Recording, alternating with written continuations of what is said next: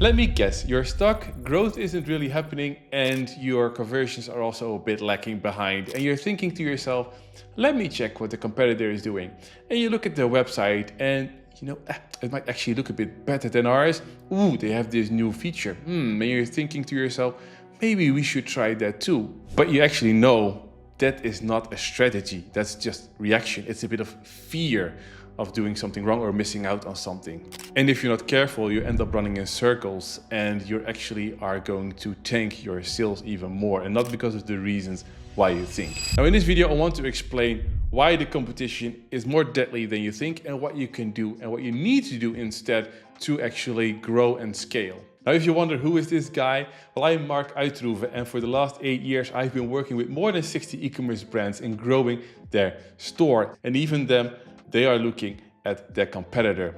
And it's been a costly mistake for some of them because they have been ignoring the red flags. They did not see those pitfalls, and I want to show and lay out those pitfalls for you so you don't fall into the same trap. So let's dive in. Now, looking at the competition is not a bad thing. It's good to know what they are doing, what strategies they are using, and how they position themselves. This is information that you can use to also differentiate yourself or to spot certain trends in the market that you might have missed. So it's good to look at your competitor, but it's not good to mimic them. Because oftentimes brands, they peek over the fence and they see, this is what they are doing. Okay, this is a new feature that they have. And what brands often think when they look at the competitor, especially if they have a bigger market share than they have, they must be knowing what they're doing. They probably A/B tested this, and so this is probably working better, so we must do that too. But there are a lot of pitfalls on the way, as I said. You could be really falling into a trap. Because maybe their test was flawed. It actually didn't win, but they analyzed it the wrong way, or they had a mistake in their experimentation. Or it could actually be an A/B test that you currently are looking at, and it could be the losing variation.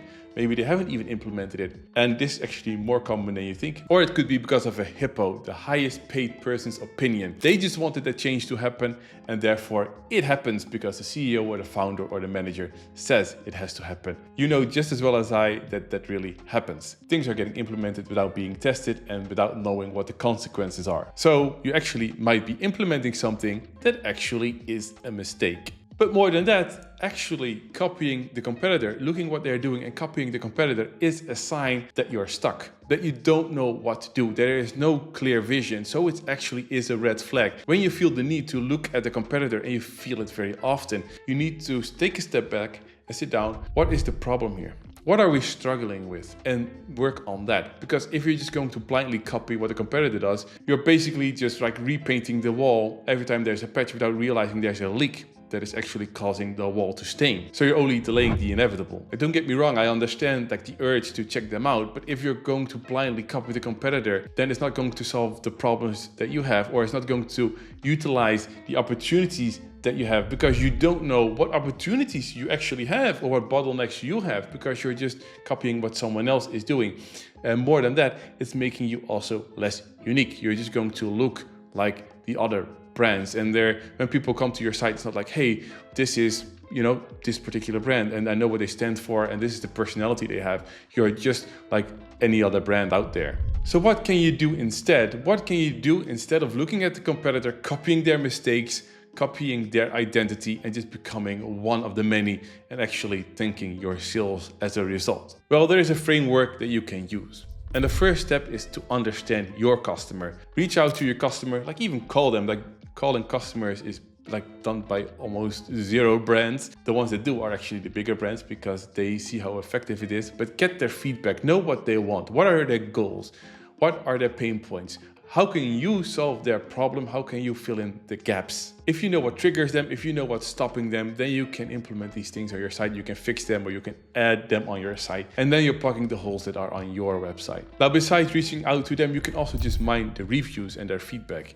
If you collect all the reviews and feedback that you get, you can even use AI to do that. So you don't have to spend like a whole day or days analyzing it. The AI can do it for you. You can ask it for the main objections, also what they like, why they buy your product, and also the language that they use, the words that they use to describe the benefits of products. So you can use that information in order to make your page resonate more with your audience. You know what to tackle because there are certain objections and you can tackle them, or you can actually optimize your product or your service to overcome that. that, you know what motivates them, so you can use that language, you can use those goals, so to show that your product helps them achieve that goal. And if you use also the words that they use, they will feel like you understand them, they will feel connected to your brand. Now, another part of this framework is to audit your pages more objectively, because if you're going to ask your customers what they want, if you're going to see what they want and they need, you're missing out on the things that they don't know they want, or they don't know that they need, or things that are blocking them. So if you look at the research that has been done, the best practices as well, and see what you have in place and what's missing, there you can also test out, hey, if we add this feature, if we add that,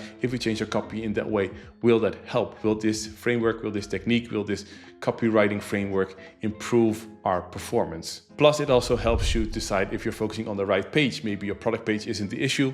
Maybe your collection pages are actually the issue. People cannot find the right product. So if you look at the data and see how people are using your website, where they are dropping off, like if you look at the objective data, then you can also see the bottlenecks and the opportunities that you have. So then you have your own set of ideas. From the research, you know what you can improve. From your audience, you also know what they like, what they don't like. And then you can start testing these things to improve the way you communicate to your audience and also how they can use your site. Because that's the best way that brands can grow, not by copying their competitor, but by listening to their customers. Now, I just want to summarize one thing that I mentioned in the beginning, but it's too crucial not to mention again. If you're going to copy your competitor, you're also going to lose your identity. You're not going to be unique anymore. You're going to be like any other brand out there. There are already so many competitors out there that sell the same things.